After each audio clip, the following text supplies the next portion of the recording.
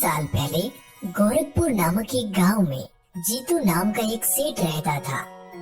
सेठ का गेहूं चावल जैसे अनाज का व्यापार था और उसके गोदाम में मजदूर चावल और गेहूं की बोरियां लाते ले जाते थे।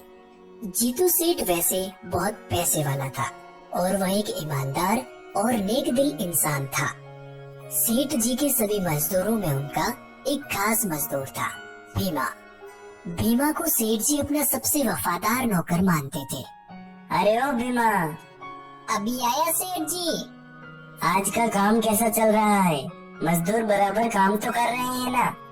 सेठ जी आज गोपाल छुट्टी पर है और राजू आधा घंटा लेट आया है। ठीक है, जाओ अब अपना काम करो। जीतू सेठ भीमा से हमेशा खुश रहता क्योंकि वह मजदूरों की सारी बात सेठ को बताया करता था, जिससे जीतू सेठ को भीमा पर बहुत भरोसा था। एक दिन सेठ जी अपने गोदाम पर बैठे थे और वह भीमा को आवाज लगाते हैं। भीमा, जरा इधर आ, मुझे कुछ जरूरी बात करनी है। जी हुजूर, बोलिए। आज से मैं घर जल्दी जाया करूँगा। तुम शाम होते ही गोदाम बंद करके चाबियाँ मेरे घर पहुँचा देना। जी सेठ जी, जैसा आप कहें। अब भीमा ने सेठ के इस विश्वास को एक अच्छा मौका समझा। सेठ जी तो बड़े बेवकूफ निकले, मुझ पे विश्वास कर लिया।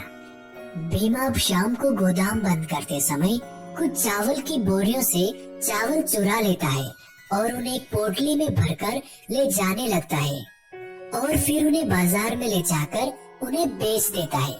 चालाक भीमा अगले कई दिनों तक गोदाम से कभी गेहूं तो कभी चावल चुराता रहा और बाजार में बेचकर पैसा लेता रहा। जीतू सेठ को इसकी भनक तक नहीं लगी और वो अभी भी भीमा पर उतना ही विश्वास करते थे। खैर धीरे धीरे भीमा ने बहुत सारा अनाज चोरी कर बहुत सारा पैसा जमा कर लिया। एक दिन गोपाल नाम के एक मजदूर ने भीमा को चुराया हुआ चावल बेचते हुए देख लिया और वो सीधा सेठ के पास इसकी शिकायत करने पहुंचा। सेठ जी। क्या हुआ? इतनी रात को यहाँ कैसे? सेठ जी, भीमा गोदाम से चावल को चोरी कर दुकान पर बेच रहा था। मैंने अपनी आंखों से उसे देखा है। क्या बात करते हो? तुम भी ना? मैं नहीं मान सकता, भीमा चोरी नहीं कर सकता है।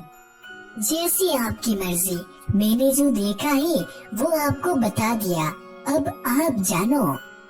उसके बाद भीमा रोज चोरी किया करता था और सेठ जी को कानो कान खबर नहीं होती। कुछ महीनों बाद एक दिन भीमा सेठ के यहाँ काम पर नहीं आया। क्या बात है, आज मेरा वफादार नहीं आया? लगता है बीमार हो गया है। चलो बेचारे से मिलकर आता हूँ, कितना भोला है।